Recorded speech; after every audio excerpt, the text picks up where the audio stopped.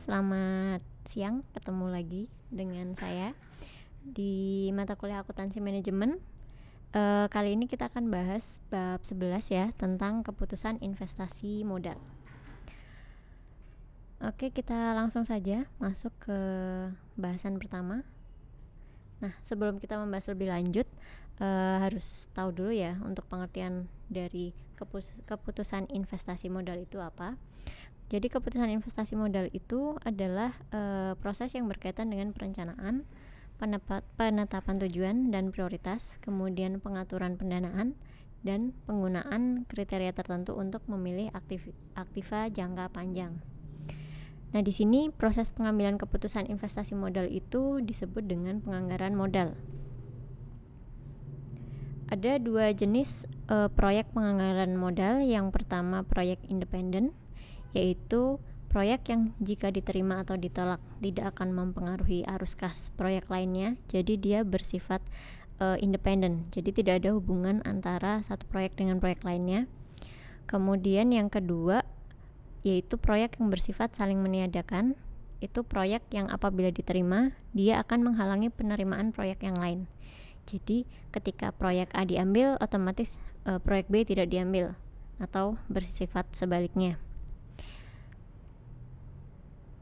Pada umumnya investasi modal yang tepat akan menghasilkan penerimaan kembali modal awal sepanjang umurnya, dan pada saat yang sama akan menghasilkan return yang cukup atas investasi awal. Dan di sini salah satu tugas dari manajer adalah memutuskan apakah si investasi ini dia akan menghasilkan penerimaan modal yang layak, pengembalian modal yang layak atau tidak.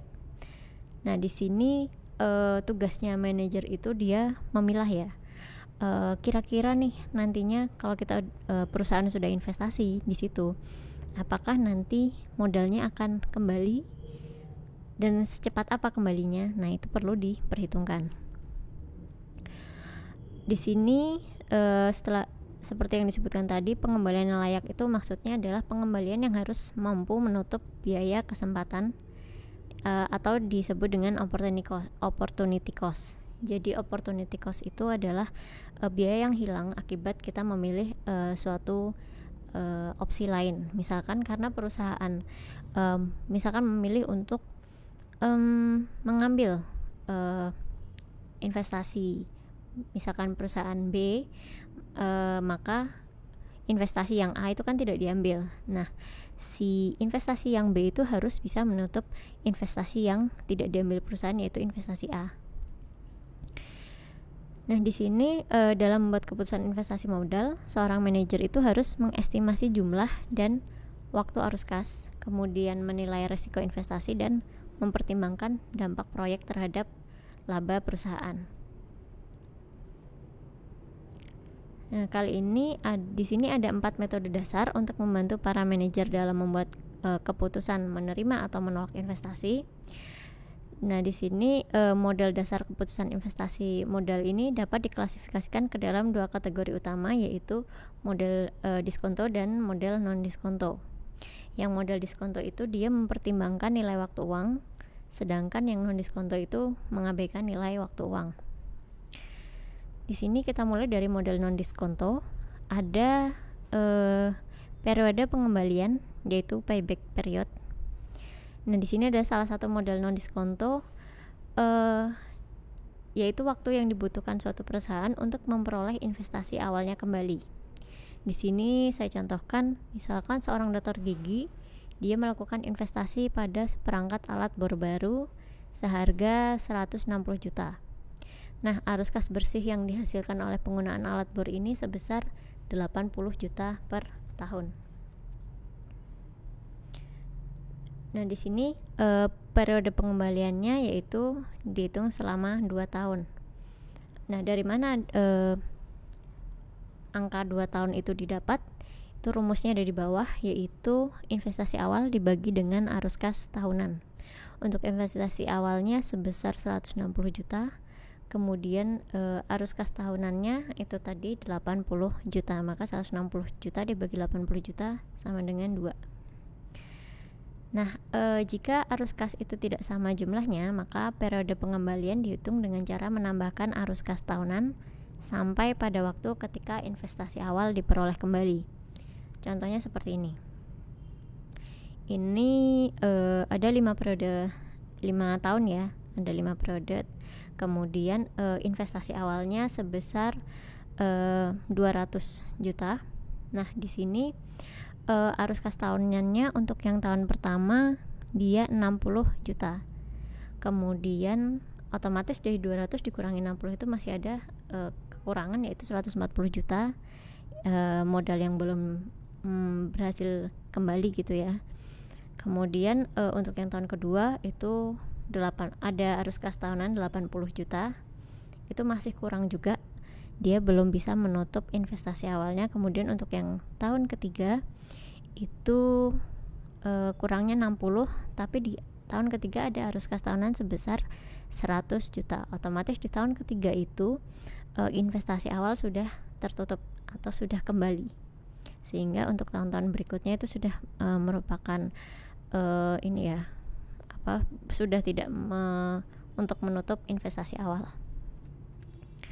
Nah, di sini ada keterangannya, apabila pada tahun ketiga arus kas masuk bersih itu diekspektasikan sebesar 100 juta, maka periode waktu yang diperlukan hanya 0,6 tahun. Jadi untuk yang tahun ketiga itu kan dia hanya perlu menutup 60 juta, sementara untuk arus kas tahunannya 100 juta, maka 60 juta dibagi dengan 100 juta itu hanya 0,6 tahun. Jadi si perusahaan butuh pengembalian investasi modal awal itu 2,6 tahun. Yang 2 tahun dari yang tahun pertama kan hanya mengembalikan 60 juta, tahun kedua 80, untuk yang tahun ketiga dia bisa mengembalikan 60 juta itu dalam waktu 0,6 tahun atau 6 bulan gitu ya. Jadi total periode pengembaliannya itu selama 2,6 tahun. Nah, di sini periode pengembalian ini dapat digunakan untuk memilih alternatif-alternatif yang saling bersaing. Jadi misalkan ada beberapa investasi begitu. Nah, di sini bisa dihitung periode pengembalian modalnya untuk memilah investasi mana yang kira-kira menguntungkan bagi perusahaan. Namun penggunaan periode pengembalian ini kurang dapat dipertahankan karena ukuran ini dapat memiliki dua kelemahan utama. Yang pertama, dia mengabaikan kinerja investasi yang melewati periode pengembalian, dan dia mengabaikan nilai waktu uang. Contohnya misalkan kayak gini, di situ ada tabel, ada dua sistem, ada dua investasi, sistem A dan sistem B. Kemudian itu sama ya, periodenya 5 tahun. Nah, di sini tahun pertama untuk sistem A dia bisa menghasilkan arus kas tahunan itu 120 juta. Kemudian di tahun kedua dia 100 juta, dan di tahun ketiga itu 100 juta, tahun keempat 100 juta, dan tahun kelima 100 juta. Jadi hampir bisa dipastikan itu stabil ya untuk arus kas tahunannya. Nah, kemudian untuk yang sistem B, untuk tahun pertama dia hanya menghasilkan kecil 80 juta. Untuk tahun kedua arus kas tahunannya itu dia tiba-tiba melonjak jadi 220 juta. Untuk yang tahun ketiga, keempat, kelima itu stabil di angka 50 juta. Nah, di sini bisa kita lihat bahwa kalau dari periode pengembalian ini, untuk yang sistem B itu dilihat lebih bagus ya kalau dari periode pengembalian. Kenapa? Karena misalkan nih katakanlah modal awalnya 300 juta gitu ya.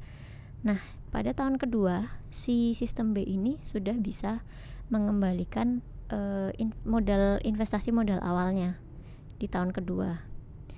Meskipun di tahun pertama dia arus kasnya itu kecil, dan di tahun ketiga, keempat, kelima itu juga kecil. Berbeda dengan sistem A. Sistem A itu dia dia bisa mengembalikan modalnya itu pada tahun ketiga. Misalkan modal awal yang dipakai adalah 300 juta. Padahal untuk tahun-tahun setelahnya itu dia arus kas tahunannya itu cenderung tinggi gitu ya, lebih tinggi daripada sistem B. Nah, itu yang dimaksud dengan dia mengabaikan kinerja investasi yang melewati periode pengembalian. Jadi kalau dibandingkan nih tahun keempat dan tahun kelima kan lebih tinggi sistem A, tapi secara dari periode pengembalian lebih dulu kembali si sistem B, seperti itu. Nah, metode periode pengembalian ini memberikan informasi kepada manajer yang dapat digunakan untuk membantu mengendalikan risiko yang berhubungan dengan ketidakpastian arus kas di masa depan.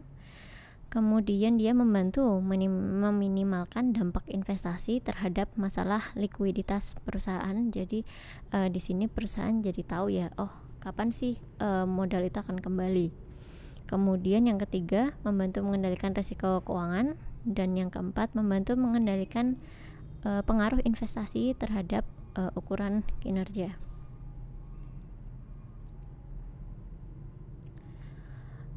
Kita masuk ke metode kedua, yaitu tingkat pengembalian akuntansi. Nah, di sini tingkat pengembalian akuntansi adalah merupakan dia model non diskonto kedua yang digunakan. Nah, tingkat pengembalian akuntansi ini mengukur pengembalian atas suatu proyek dalam kerangka laba, bukan dari arus kas proyek. Jadi yang dihitung yaitu labanya. Kalau yang tadi kan arus kas tahunannya ya. Kalau yang ini, yang poin B, yaitu dihitung dari labanya. Rumusnya bisa dilihat, itu tingkat pengembalian akuntansi sama dengan laba rata-rata dibagi dengan investasi awal atau investasi rata-rata. Nah, investasi sendiri dapat didefinisikan sebagai investasi awal atau investasi rata-rata. Jika I adalah investasi awal, S adalah nilai sisa. Dengan asumsi investasi dikonsumsi secara merata, investasi rata-ratanya dapat dihitung sebagai berikut. Jadi investasi rata-rata adalah investasi awal ditambah dengan nilai sisa, terus kemudian dibagi 2. Langsung ke contoh. Misalkan nih, suatu perusahaan melakukan investasi, dia pengeluaran awalnya sebesar 200 juta. Umur investasinya 5 tahun, kemudian arus kasnya 60 juta, tahun kedua 60 juta, tahun ketiga 80 juta, keempat 60 juta, dan untuk yang tahun kelima itu 100 juta. Nah, di sini aset tersebut itu tidak memiliki nilai sisa setelah 5 tahun, dan semua pendapatan yang diperoleh dalam 1 tahun itu tertagih pada tahun tersebut. Total arus kas selama 5 tahunnya sebesar 360 juta. Hal ini berarti arus kas rata-ratanya adalah investasi awal, yaitu 360 juta, kemudian dibagi dengan periodenya ada 5 tahun ya. Berarti ketemunya arus kas rata-ratanya adalah 72 juta. Nah, di sini penyusutan rata-ratanya 40 juta didapat dari pengeluaran awal 200 juta dibagi dengan periodenya ada 5 tahun ya. Jadi dibagi 5, dia menghasilkan 40 juta. Nah, kemudian laba bersih rata-rata tadi ini itu 32 juta, yaitu dari arus kas rata-rata sebesar 72 juta dikurangi dengan 40 juta.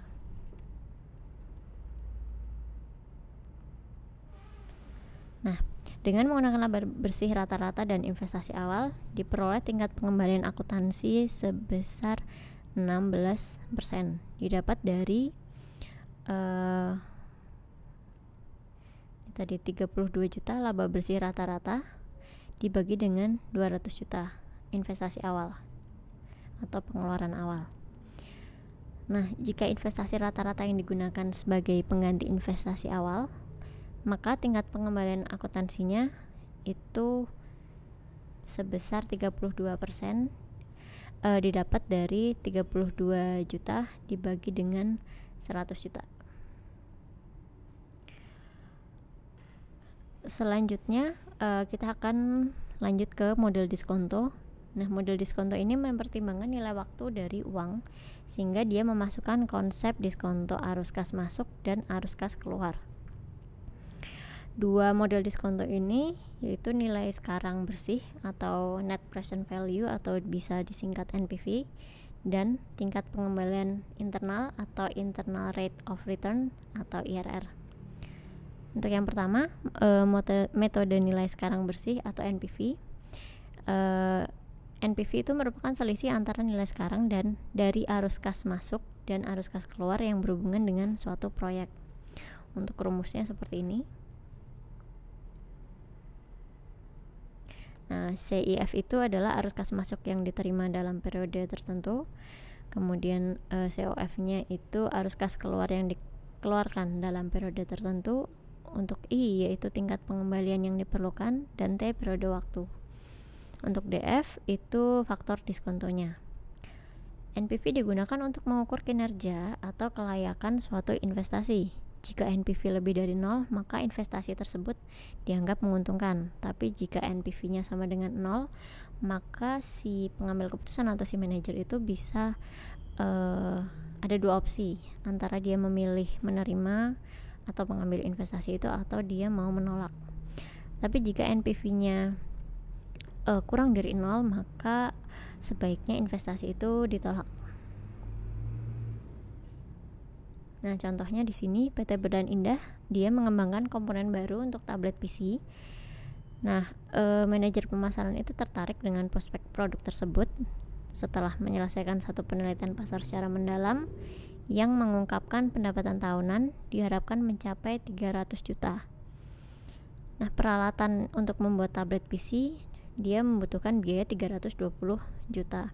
Jadi modal awalnya. Kemudian siklus hidup produknya 5 tahun dan setelah 5 tahun peralatan bisa dijual seharga 40 juta. Modal kerja diperkirakan akan bertambah sebanyak 40 juta. Nah, beban operasional kas tahunan diperkirakan 360 juta. Tingkat pengembalian yang diminta sebesar 12%. Apakah seharusnya perusahaan memproduksi tablet PC baru tersebut? Ya, yang pertama kita lakukan yaitu mengidentifikasi arus kas. Untuk tahun ke-0 itu kan ada peralatan sebesar 320 juta dan dia ada modal kerja 40 juta. Kemudian arus kas itu ditambahkan menjadi arus kas total tahun pertama sebesar 360 juta. Nah, untuk tahun yang pertama sampai keempat dia akan mendapatkan proyeksinya akan mendapatkan pendapatan 300 juta dengan biaya operasinya 180 juta dan sehingga arus kas total pada tahun 1 sampai ke 4 itu sebesar 120 juta. 300 dikurangi 180 juta. Untuk tahun kelima itu ada pendapatan sebesar 300 juta dan dia dikurangi dengan biaya operasi 180 juta. Kemudian ada nilai sisa yang bisa dijual, tadi kan bisa dijual kembali ya sebesar 40 juta. Nah, itu ditambahkan. Kemudian ada pengembalian modal kerja sebesar 40 juta. Nah, di sini total hasilnya yaitu 200 juta. Untuk langkah kedua, dia melakukan analisis NPV. Untuk tahun yang pertama itu kan tadi ada arus kasnya 360 juta. Nah, faktor diskontonya itu kan 1. Karena kan tahun sekarang gitu kan ya. Dia tidak perlu di net present value kan. Kemudian menghasilkan nilai sekarangnya adalah 360 juta. Kemudian untuk tahun pertama arus kasnya 120 juta. Arus kas yang diterima 120 juta. Nah, di sini faktor diskontonya dia dicari dari tabelnya sebagai berikut. Nah, ini karena tadi bunga yang diharapkan akan didapatkan itu kan 12%. pada periode pertama, maka kita tarik periode pertama ditarik ke kanan pada 12%, ketemu 0,893. Nah, faktor diskonto tadi itu dikalikan dengan arus kas, dia menghasilkan 107.160.000. Kemudian yang tahun kedua juga sama, dia ditarik periode kedua, ditarik ke kanan pada bunga 12%. Nah, itu ketemunya 0,797. Itu dikalikan dengan 120 juta. Jadi nilai sekarangnya sebesar 95.640.000. Itu sampai ke bawah, sampai ke tahun kelima. Itu nanti ketika di net present value kan totalnya menjadi 117.960.000. Dan langkah kedua, pendekatan 2B, dia juga dianalisis NPV untuk tahun ke-0, arus kasnya 360 juta, faktor diskontonya 1, nilai sekarangnya 360 juta. Kemudian di sini langsung ya pada tahun pertama sampai ke-4, karena dia arus kasnya sama ya, penerimaan arus kasnya sama, dia 120 juta dijadiin satu kolom gitu. Nah, itu faktor diskontonya ditambahkan. Faktor diskonto yang tahun pertama sampai ke-4 menghasilkan angka 3,037. Nah, angka 3,037 itu dikalikan dengan 120 juta, ketemunya 364.440.000. Nah, untuk yang tahun kelima, karena arus kasnya yang didapatkan berbeda, dia dihitung sendiri 200 juta dikali dengan faktor diskonto 5 tahun pada bunga 12%. Faktor diskontonya 0,567. Itu nanti dikali 0,567 dengan 200 juta. Ketemunya 113.400. Hasilnya 117.840.000. Nah, ini langkah yang kedua, yang A dan B ini hanya berbeda di pembulatan saja ya. Ini tabelnya di buku-buku juga ada ya. Terus kemudian kita lanjut ke IRR, internal rate return. Di sini adalah tingkat pengembalian internal. IRR ini didefinisikan sebagai tingkat bunga yang menentukan nilai sekarang dari arus kas masuk proyek sama dengan nilai sekarang dari biaya proyek tersebut, atau tingkat bunga yang menjadikan NPV proyek sama dengan 0. Jika IRR lebih besar dari tingkat pengembalian yang disyaratkan, maka proyeknya diterima. Tapi jika IRR-nya lebih kecil, maka proyeknya itu ditolak. Kalau misalkan IRR-nya sama dengan itu bisa ditolak atau bisa diterima. Jadi kalau IRR-nya sama dengan tingkat pengembalian itu manajer boleh menolak atau menerima. Oke, contoh soalnya ini arus kas seragam. Contohnya misalkan divisi produk khusus Only Medical, dia memiliki peluang investasi $1.200.000 pada sistem ultrasound baru yang akan menghasilkan arus kas masuk bersih sebesar 499.550. Nah, pada setiap akhir tahun selama 3 tahun berikutnya. Jadi selama 3 tahun itu 499.500. Nah, IRR adalah suku bunga yang menyamakan nilai sekarang dari 3 penerimaan 499.500 dengan investasi $1.200.000 dengan DF sebagai faktor diskonto dan CF sebagai arus kas tahunan. Nah, rumusnya ini 1 dikurangi CF dikali DF. Nah, DF sama dengan I dikurangi CF dikali DF. Nah, DF sama dengan I dibagi CF, atau investasi dibagi arus kas tahunan. Nah, ini sebagai contoh, faktor diskonto pada investasi rumah sakit itu sebesar 2,402, yaitu Nah, ini didapatkan dari 1.200 juta dibagi dengan arus kas tahunannya tadi 499.500. Dengan menggunakan tabel nilai sekuritas dari anuitas $1, suku bunga yang berhubungan dengan 2,404 adalah 12%, yaitu IRR-nya. Yang ini ya tadi. Nah, ini 2 mana tadi? Jadi dilihat dari tabel ini itu nanti ketemunya 12%.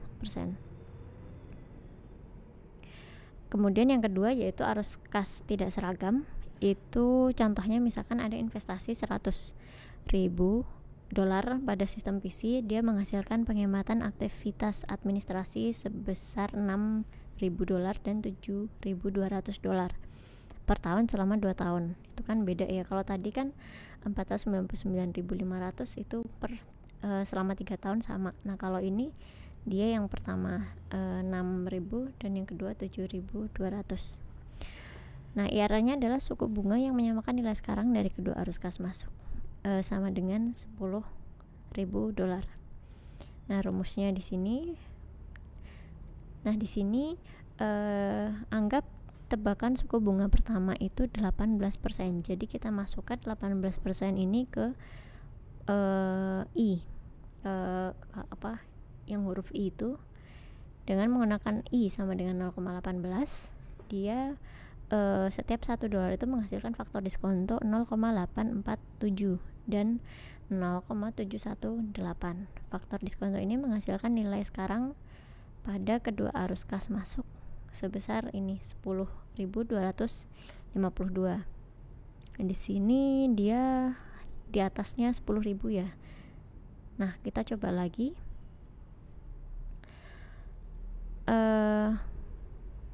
Dengan menggunakan 20%. Kalau yang tadi kan suku bunganya terlalu rendah, kita naikkan jadi 20%. Nah, di sini kita masukkan I-nya 20%. Dia akan menghasilkan angka 9.995. Nah, ini lebih mendekati angka $10.000. Maka dapat dikatakan jika IRR-nya adalah 20%.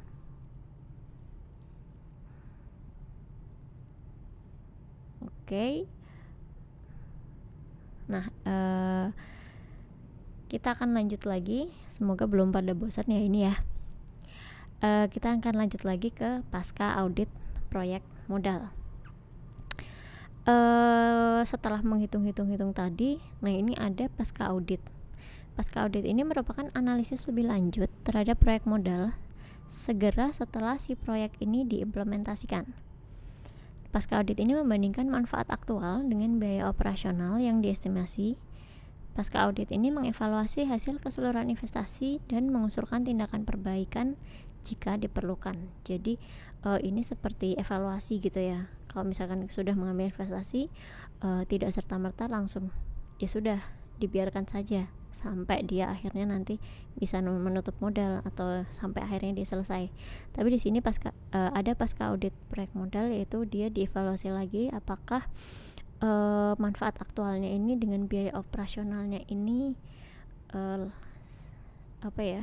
menguntungkan bagi perusahaan atau enggak. Jika evaluasinya ini hasilnya itu buruk, maka dia akan dilakukan tindakan perbaikan atau evaluasi seperti itu.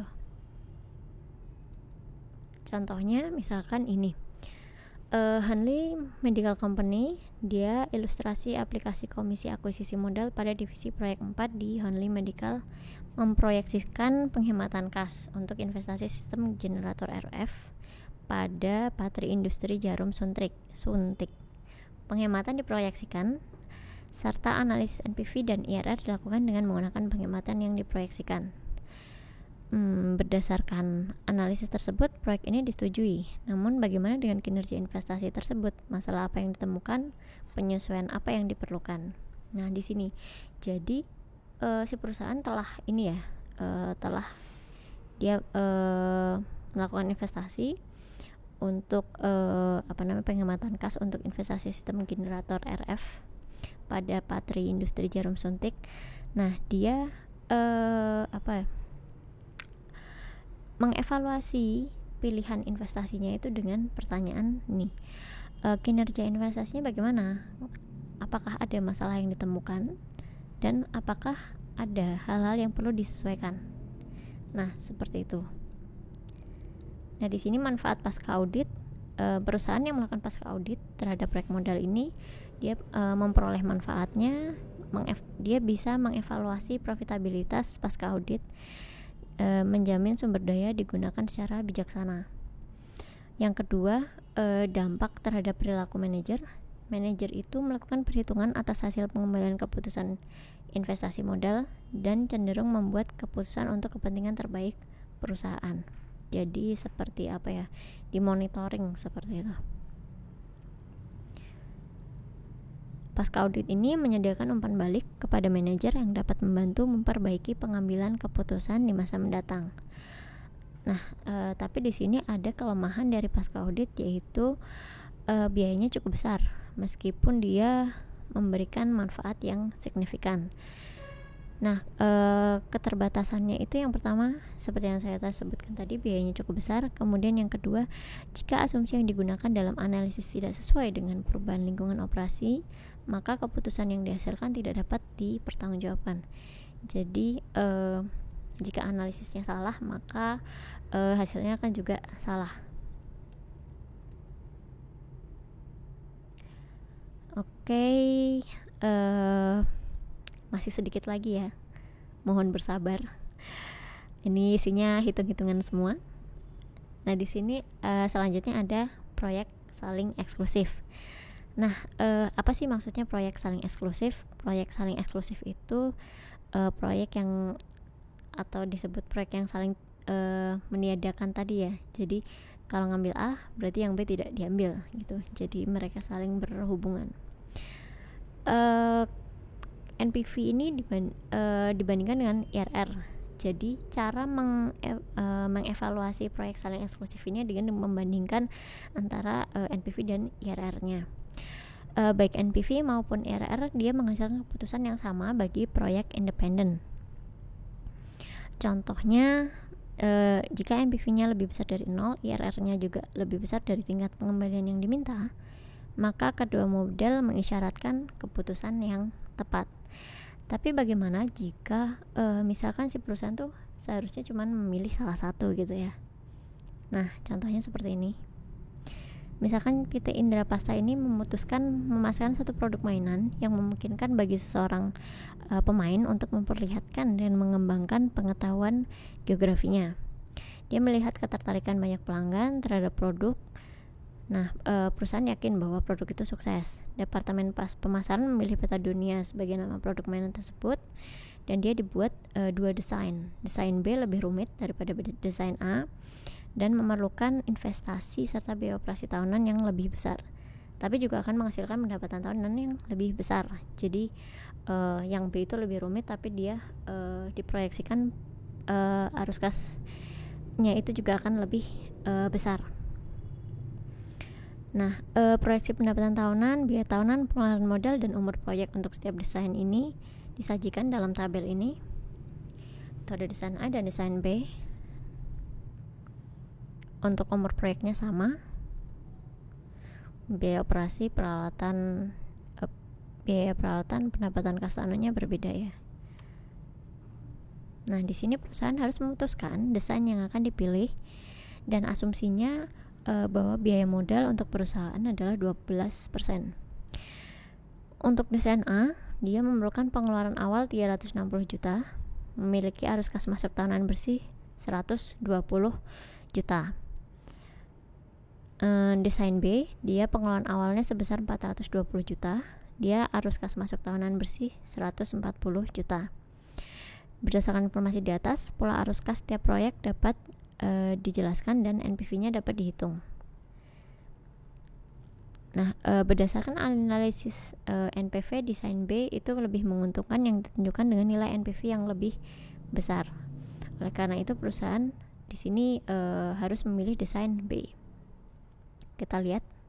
Nah, ini dia. Untuk desain B-nya tadi investasi awalnya kalau desain A itu 360 juta, desain B 420 juta. Untuk arus kasnya lebih besar desain B ya, 440 juta. Nah, di sini hal pertama yang harus dilakukan yaitu membandingkan NPV-nya. Untuk desain A itu arus kasnya tahun ke-0 itu 360 juta dengan faktor diskontonya 1 karena tahun ke-0, present value-nya adalah 360 juta.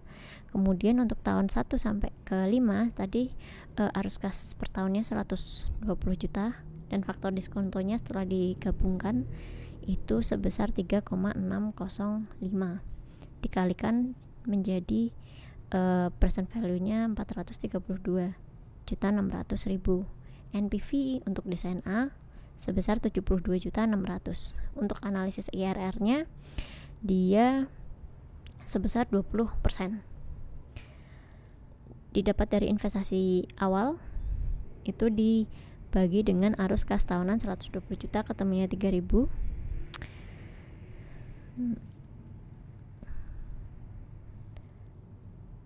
Nah, di sini untuk desain B itu juga sama caranya. Tapi bedanya adalah untuk investasi modal awalnya desain B itu lebih mahal 420 juta. Faktor diskontonya sama 1 untuk tahun ke-0, present value-nya 420 juta untuk tahun ke-0. Kemudian untuk tahun pertama sampai ke-5 itu arus kasnya tahunannya lebih tinggi yaitu 140 juta. Faktor diskontonya 3,605 dan jika di present value kan jadi 504.700.000 sehingga NPV-nya 84.700.000. Untuk analisis IRR-nya sama. Itu 20%. Nah, di sini yang berbeda adalah NPV-nya ya. Yang A itu 72.600, yang B itu 84.700. Otomatis di sini dapat dilihat bahwa desain B itu lebih menguntungkan bagi perusahaan, sehingga investasi desain B ini akan diambil oleh perusahaan. Seperti itu. Seperti yang dijelaskan di sini. Perusahaan harus memilih desain B daripada desain A. Meskipun kedua proyek memiliki IRR sebesar 20%, tapi perusahaan sebaiknya tidak mempertimbangkan bahwa kedua desain sama baiknya. Jadi harus dianalisis, dilihat NPV-nya, mana NPV terbesar sehingga akan meningkatkan nilai perusahaan.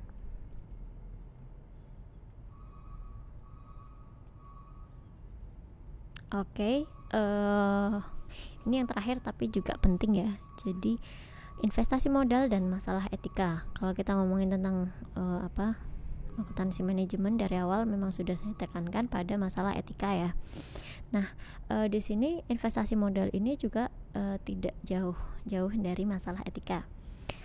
Misalkan ini, karena kinerja manajer itu kan selalu dipantau gitu ya, otomatis si manajer ini akan tertrigger atau tergerak untuk melakukan investasi yang terlihat bagus gitu ya, agar dia bisa unggul dari manajer lainnya. Nah, fakta ini yang membuat si manajer ini dapat secara sengaja dia melakukan atau membuat perkiraan yang berlebihan atas arus kas masuk, dan dia sengaja menurunkan atau membuat perkiraan yang terlalu rendah atas arus kas keluar, sehingga NPV dan IRR-nya ini perhitungannya itu tidak bisa tidak bisa dipegang gitu ya, meragukan ini angka apakah beneran segini atau enggak. Nah, selain itu manajer itu juga sangat mungkin tergoda atas investasi yang menghasilkan arus kas di awal yang bagus. Seperti saya sampaikan di awal tadi, misalkan investasi awalnya 300 juta, kemudian di tahun pertama untuk yang investasi A dia bisa menghasilkan arus kas tahunannya itu 80 juta, kemudian 100 juta, kemudian yang tahun ketiga 120 juta. Untuk yang tahun keempat dan tahun kelima katakanlah misalkan 100 juta arus kasnya 100 juta pada tahun keempat dan tahun kelima. Berbeda dengan yang B, misalkan untuk tahun pertama itu 80 juta, kemudian tahun kedua dia bisa menghasilkan 220 juta. Untuk tahun ketiga, keempat, kelima itu dia menghasilkan 50 juta arus kasnya. Nah, jika dilihat dari kedua investasi tersebut, investasi yang paling cepat balik modal adalah investasi B. Tapi kita lihat di sini belum investasi arus kas setelah tahun si modal itu kembali itu kecil, cuma 50. Berbeda dengan yang investasi A, dia cenderung stabil ya, 100 kayak gitu. Jadi seharusnya manajer itu tidak hanya melihat cepatnya tercapainya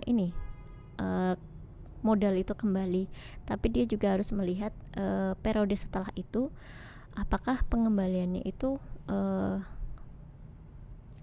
bagus nggak buat perusahaan gitu. Nah, di sini saya tekankan bagaimana tujuan dicapai itu lebih penting daripada pencapaian tujuan itu sendiri. Jadi tidak hanya melulu pokoknya gimana caranya agar biaya modal itu cepat kembali gitu. Dia nggak mikir nih setelahnya akan arus kasnya ada atau enggak, atau naik atau turun, dia nggak mikir. Yang penting tujuannya tercapai. Seharusnya dia tidak berpikir seperti itu. Seharusnya dia mikir juga jangka panjang, jangan hanya jangka pendek saja. Nah, itu beberapa godaan dari manajer. Itu kalian sebagai calon-calon manajer juga harus dapat mengantisipasi keinginan-keinginan untuk melakukan kecurangan atau tergoda dengan hal-hal yang seperti ini, karena nantinya hal-hal seperti ini akan merugikan perusahaan dan juga diri manajer sendiri gitu ya. Nah, oke, sekian untuk pertemuan ke-11. Kita akan ketemu lagi di pertemuan selanjutnya. Assalamualaikum warahmatullahi wabarakatuh.